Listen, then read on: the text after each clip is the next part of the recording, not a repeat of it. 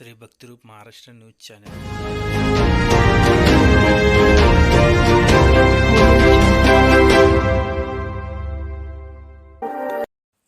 सोलापुरात जिल्हा परिषद जवळील पूनम गेट येथे सोलापुरातील लोक कलावंत संघटनेच्या विविध मागण्यांसाठी एक दिवसीय धरणे आंदोलन करून शासनाचं लक्ष केंद्रित केला व विविध